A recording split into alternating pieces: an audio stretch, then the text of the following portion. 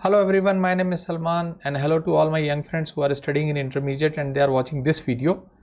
तो बच्चों, ये ऑनलाइन प्लेटफॉर्म मैंने आपके लिए बनाया ताकि आप लोगों को जो फिज़िक्स और मैथमेटिक्स में कंसेप्ट लेवल पे प्रॉब्लम्स आते हैं उस इशू को एड्रेस किया जा सके।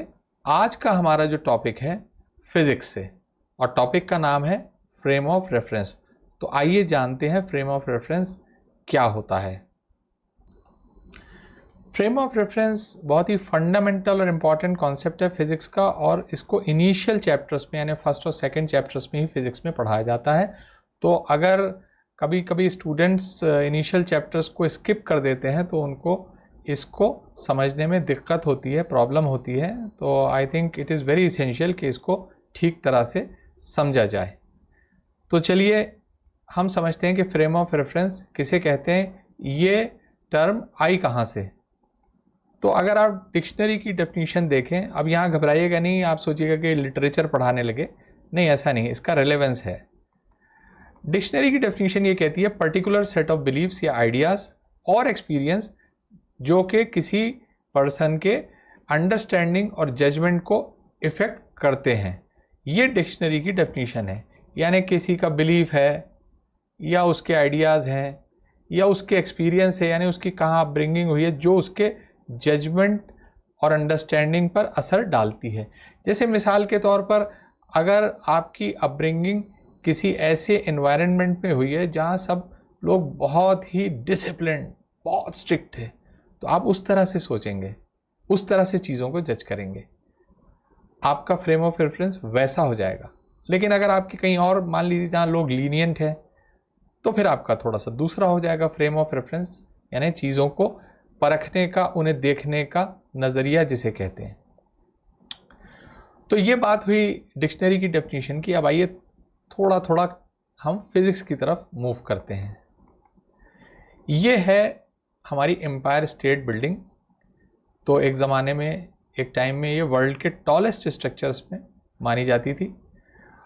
तो अगर आप इसके सामने खड़े होते हैं तो आपको इसका फ़ोटो इस तरह से दिखाई देगा कि कितनी बड़ी है, कितनी ऊंची है। अगर आप टॉप को देखें तो टोपी गिर जाए, है ना। लेकिन अगर आप इसको प्लेन की खिड़की से देखिए और प्लेन लैंड होने के करीब होगा तो आपको उस तरह से बड़ाई नहीं दिखाई देगी। और अगर ये प्लेन बहुत ऊपर हो जहाँ के चीज़ें बहुत छोटी छोटी नज़र आती हैं तो वहाँ पर आपको पता चलेगा कि बहुत ही छोटी सी, इतनी सी ऐसे नज़र आएगी। तो इसका मैग्नीट्यूड, तो देखिए एक ही चीज़ को देख रहे हैं लेकिन तीन जगह से देखने से उस चीज़ की आपका जजमेंट जो है उसके बारे में वो अलग अलग हो रहा है। ठीक है, तो अब चलिए बिल्कुल प्योरली फिजिक्स पे बात करते हैं।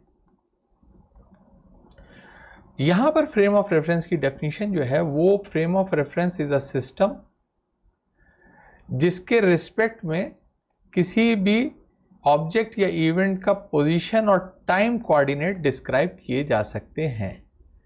मतलब कि किस वक्त वो कहाँ पर है। मान लीजिए कि कोई पॉइंट P है ये, और ये फ्रेम ऑफ रेफरेंस है जिसमें कि X, Y और Z एक्सिस है। तो अब अगर किसी भी टाइम पर P किस जगह पर है हमें वो पता करना है तो उसके कोऑर्डिनेट निकालेंगे कि भाई at time T X, Y और Z कोऑर्डिनेट से इसकी पोजीशन डिस्क्राइब होती है। अब हमने अभी थोड़ी देर पहले बताया कि भाई अगर आपका फ्रेम ऑफ रेफरेंस अलग है तो आपको सेम चीज़ अलग तरह से दिखाई देगी। तो चलिए ये चीज़ फिजिक्स में भी है, कैसे है हम समझते हैं। अब कुछ केसेस कंसीडर करिए। पहला केस, फ्रेम ऑफ रेफरेंस जो है ग्राउंड पर है, यानी मेरा ऑब्जर्वर ग्राउंड पर है। एक कार उसकी तरफ आ रही है 100 किलोमीटर पर आवर की स्पीड से। प्लेन है स्काई में, ये उससे दूर जा रहा है 500 किलोमीटर पर आवर की स्पीड से। तो अब क्या होगा, तो ऑब्जर्वर अगर ग्राउंड पर है तो उसे कार अपनी तरफ 100 किलोमीटर स्पीड से आती हुई नज़र देगी और प्लेन उसको दिखाई देगा कि 500 की स्पीड से उससे दूर जा रहा है। लेकिन अगर ये ऑब्जर्वर दूसरे फ्रेम ऑफ रेफरेंस में, मान लीजिए अब फ्रेम ऑफ रेफरेंस बदल गया, अब ऑब्जर्वर कार में है तो कार उसका फ्रेम ऑफ रेफरेंस हो गई। तो now for the observer inside the car what will happen, car तो उसे रुकी हुई नजर आएगी, उसे लगेगा चल नहीं रही जब तक वो खिड़की से बाहर ना देखे, ठीक है। लेकिन ग्राउंड उसको अपनी तरफ 100 किलोमीटर पर आवर की स्पीड से आता हुआ दिखाई देगा, यानी चीज़ें उसको 100 किलोमीटर की पर आवर की स्पीड से अपनी तरफ मूव करती दिखाई देंगी, ठीक है। और प्लेन जो कि 500 की स्पीड से आ रहा है उसकी तरफ, तो वो उसे 500 प्लस 100 यानी 600 किलोमीटर पर आवर की स्पीड से आता हुआ दिखाई देगा। तो ग्राउंड तो 100 किलोमीटर की स्पीड से आ रहा है जबकि ग्राउंड स्टेशनरी है, और प्लेन जो कि मूव कर रहा है 500 से तो उसे दिखाई दे रहा है 600। अब तीसरा केस कि फ्रेम ऑफ रेफरेंस जो है वो प्लेन में है, यानी ऑब्जर्वर इज इन प्लेन। अब उसको क्या दिखेगा, प्लेन तो उसे स्टेशनरी ही दिखेगा। आप लोगों ने प्लेन में ट्रैवल किया होगा तो आपको अगर प्लेन कोई वहाँ पर कोई जर्क्स नहीं लग रहे हैं और प्लेन बहुत स्मूथली मूव कर रहा है, अगर आप खिड़की से बाहर ना देखें तो आपको लगेगा कि ये तो स्टेशनरी है। मूवमेंट तो जब दिखेगा जब आप उसकी विंडो से बाहर देखेंगे। लेकिन ग्राउंड जो है उसको अपनी तरफ क्या दिखेगा, स्टेशनरी चीज़ें जो ग्राउंड में है वो 500 किलोमीटर पर आवर की स्पीड से इधर मूव करती, यानी उसकी तरफ ऑब्जर्वर की तरफ मूव करती दिखाई देंगी, ठीक है। और कार जो है उसे 500 प्लस 100 यानी 600 किलोमीटर पर आवर की स्पीड से मूव करती दिखाई देगी।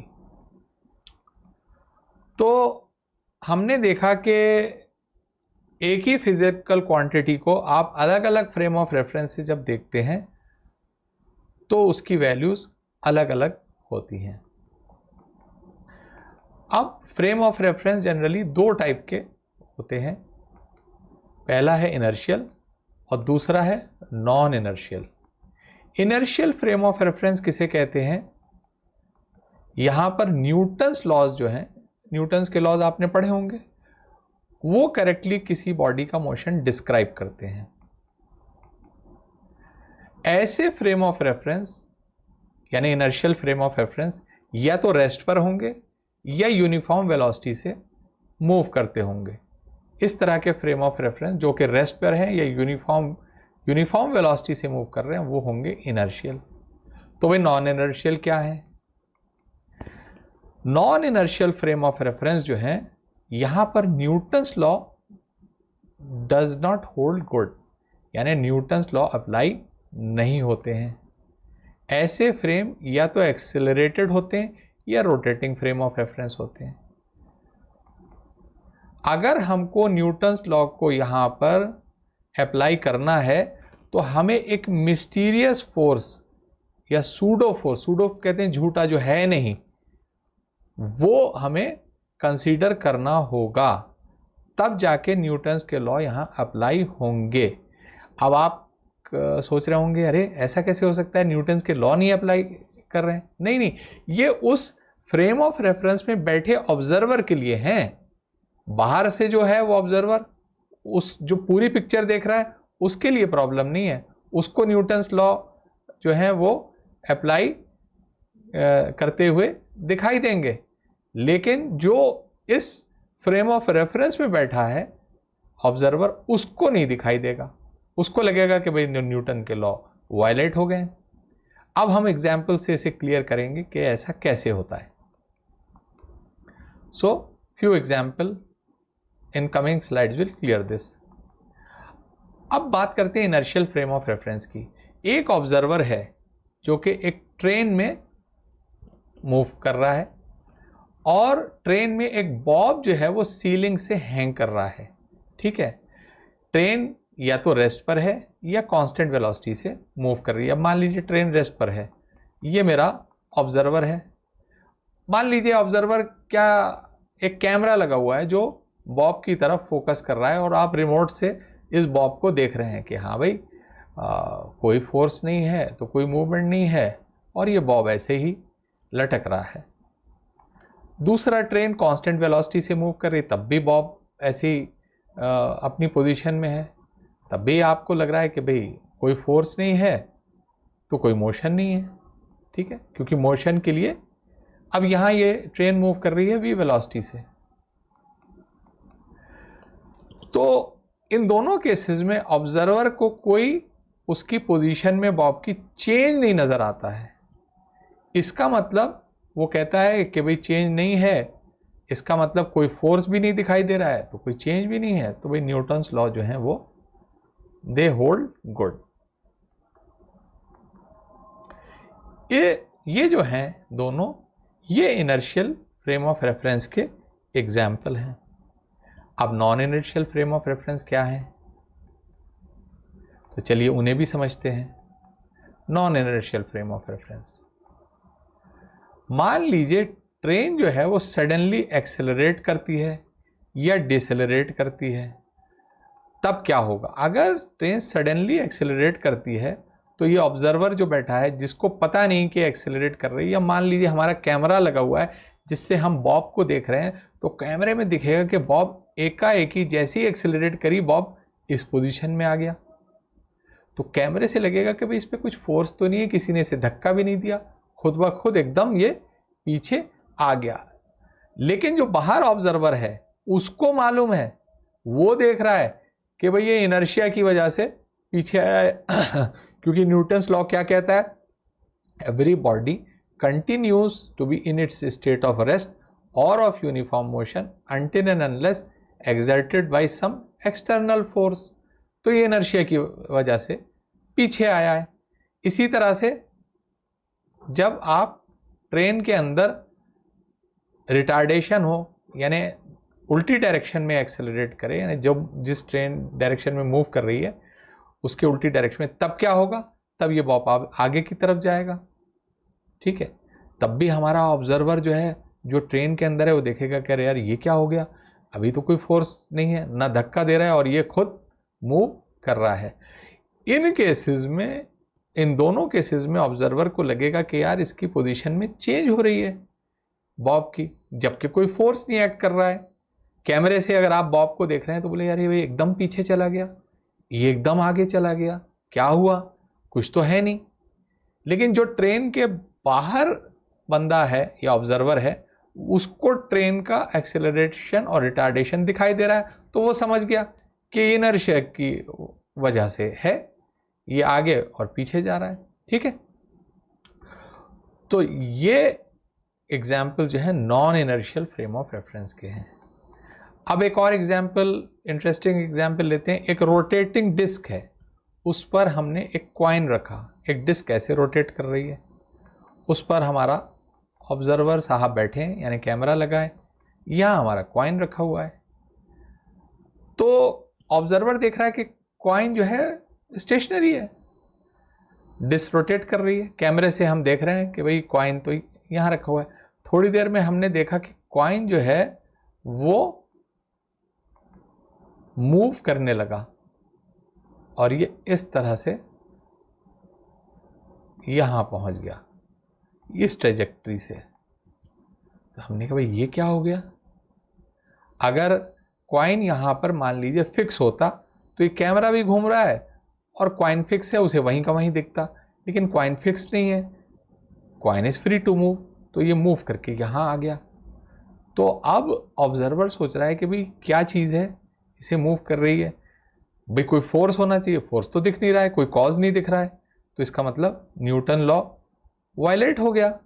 बगैर फोर्स के किसी मतलब आदर्श शक्ति ने, किसी मिस्टीरियस पावर ने आके इसे हटा दिया, ठीक है। नाउ इस केस में भी ऑब्जर्वर को लगता है कि न्यूटन्स लॉ जो है वो they do not hold good. तो this is also an example of non inertial frame of reference. लेकिन इन तीनों केसेस में जो हमने डिस्कस करे, अगर हम न्यूटन्स लॉ की वैलिडिटी चाहते हैं तो हमें एक मिस्टीरियस, एक छुपा हुआ, एक झूठा सूडो फोर्स एज्यूम करना होगा। सूडो कहते हैं झूठे को। तो देखिए हम कैसे करेंगे। अगर ट्रेन एक्सेलरेट कर रही है और एक्सेलरेशन है हमारा a और बॉब का मास है m, अब बॉब लेफ्ट को मूव कर गया तो हमें सूडो फोर्स इस डायरेक्शन में मानना पड़ेगा और सूडो फोर्स की वैल्यू होगी m इंटू ए, यानी मास इंटू एक्सेलरेशन। तो अगर आपका फ्रेम ऑफ रेफरेंस एक्सेलरेट कर रहा है तो pseudo force mass into acceleration उल्टी डायरेक्शन में होगा। देखिए एक्सेलरेशन की डायरेक्शन है ये और सूडो फोर्स की डायरेक्शन है ये, ठीक है, ये प्लीज याद रखिए।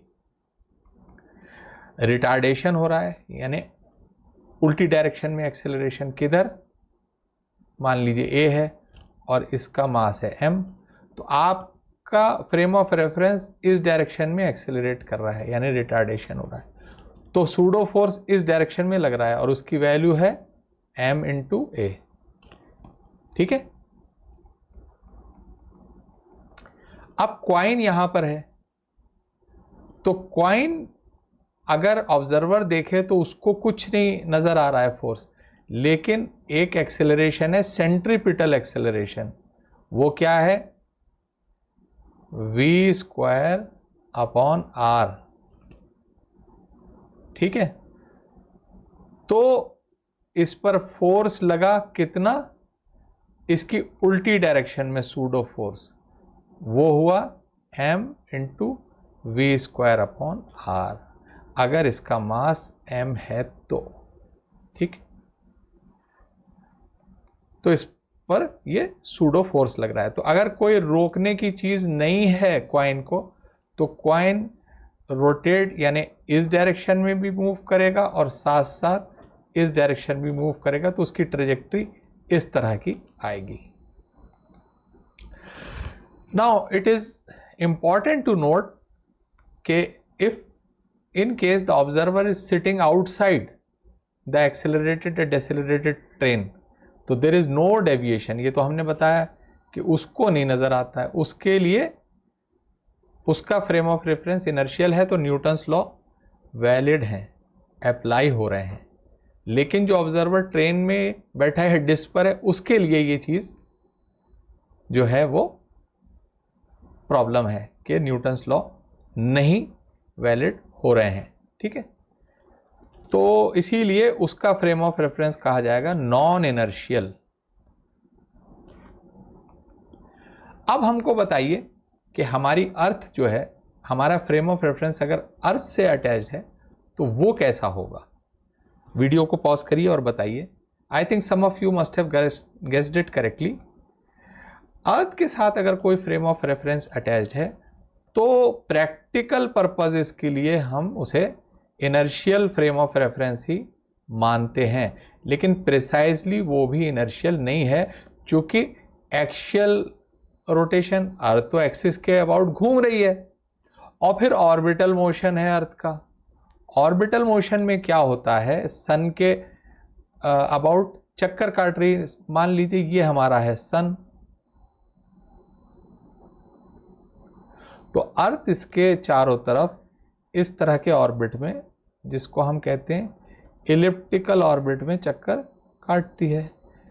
तो इस तरह से हमारी अर्थ मूव कर रही है, मान लीजिए ये ऐसे।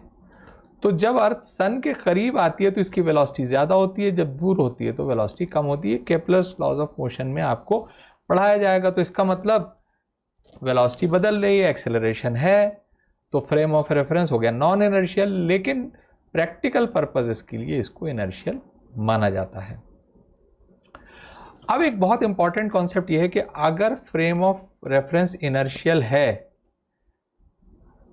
तो every other frame which is in uniform motion relative to it is also an inertial frame. Now consider an observer in a lift observing weight on a weighing machine। तो हम एक एग्जाम्पल लेते हैं, उसमें अलग अलग हम केसेस लेते हैं। अब एक लिफ्ट में एक ऑब्जर्वर है लिफ्ट में एक ये है हमारे ऑब्जर्वर साहब, और ये वेइंग मशीन रखी है और एक ब्लॉक रखा है, ठीक है। तो अब हम 4 केस लेते हैं। पहले तो लिफ्ट स्टेशनरी है, कांस्टेंट वेलोसिटी से मूव कर रही है, ऊपर एक्सेलरेशन से जा रही, या नीचे जो है डाउनवर्ड एक्सेलरेशन से मूव कर रही है। अगर लिफ्ट स्टेशनरी है तो क्या होगा, वेट ऑफ द ब्लॉक होगा mg, उस वेट से ये ब्लॉक इस मशीन को प्रेस करेगा W, तो मशीन इस पर रिएक्शन डालेगी R, ठीक है। तो क्या होगा, W जो है वो तो mg के बराबर है ही, ठीक है, और R जो है वो W के बराबर होगा, क्योंकि for every action there is an equal and opposite reaction. W से उसने प्रेस किया तो R से जो है रिएक्शन दिया वेइंग मशीन ने, वो दोनों बराबर हैं। तो इसका मतलब है R बराबर हो जाएगा mg के, यानी रिएक्शन जो है वो mg के बराबर होगा। तो ऑब्जर्वर सही वेट देखेगा ब्लॉक का। ये इनर्शियल फ्रेम ऑफ रेफरेंस है। मान लीजिए अब लिफ्ट कांस्टेंट वेलोसिटी से v ऊपर मूव कर रही है, यहां भी ऑब्जर्वर करेक्ट वेट देखेगा ब्लॉक का, क्योंकि कोई फोर्स नहीं एक्ट कर रहा है, यूनिफॉर्म वेलोसिटी से मूव कर रही है lift. So this is also a case of inertial frame of reference. लेकिन अगर लिफ्ट ऊपर कांस्टेंट एक्सेलरेशन से मूव कर रही है, तो आप लोगों ने एक्सपीरियंस किया होगा, तो क्या होगा कि चीज़ों के वेट बढ़ जाता है। तो ये इस ऑब्जर्वर को नहीं समझ में आएगा कि क्यों वेइंग मशीन एकदम ज़्यादा वेट शो करने लगी। या लिफ्ट में मान लीजिए कैमरा लगा है, वो बताएगा कि पहले तो वेट शो कर रही थी 10 kg और अब एकदम 11 kg या 12 kg हो गया। तो बोले कि क्या हो रहा है, ये कौन सा फोर्स लग रहा है, फोर्स तो दिख नहीं रहा है। लेकिन बाहर जो ऑब्जर्वर है उसे दिखेगा कि भाई ये R रिएक्शन है ब्लॉक पर, उसका वेट है mg, और वो ऊपर एक्सेलरेशन है, यानी नेट फोर्स जो है वो ma इस डायरेक्शन में है। तो R प्लस ma बराबर R माइनस mg,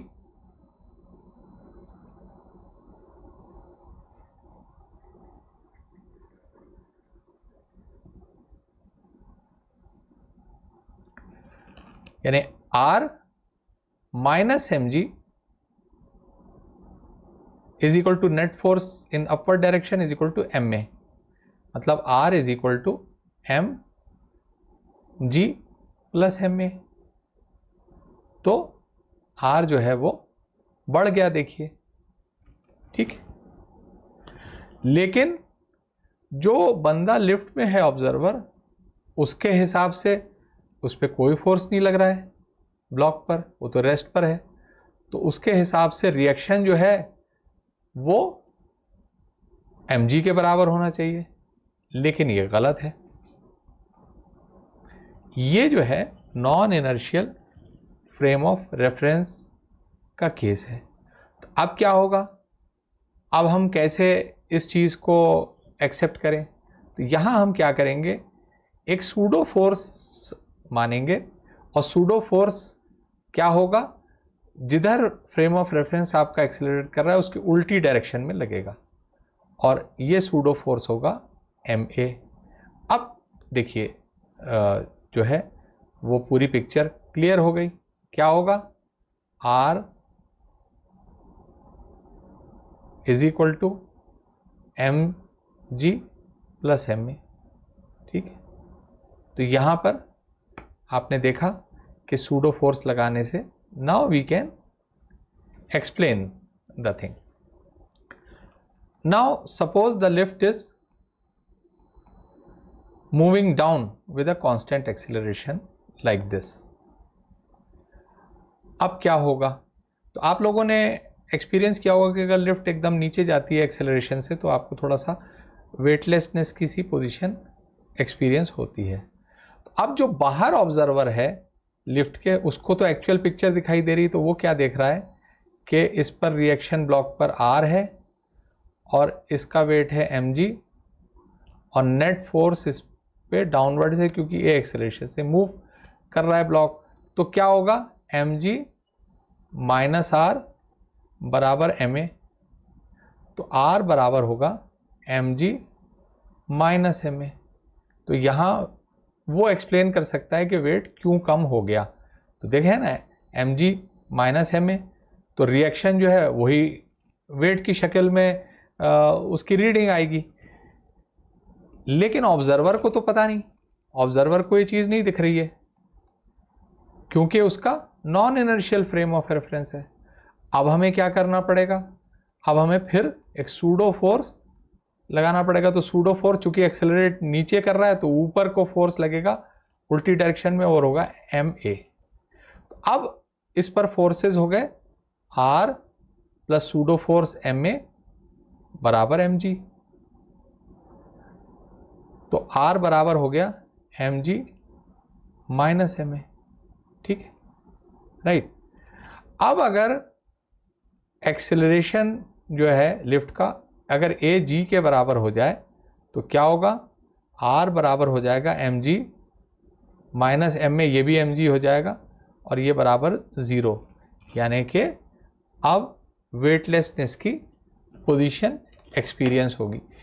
तो बच्चों फ्रेम ऑफ रेफरेंस में बस इतना ही, एंड आई होप कि आपको इसका कॉन्सेप्ट क्लियर हुआ होगा। Thanks for watching this video and have a nice day.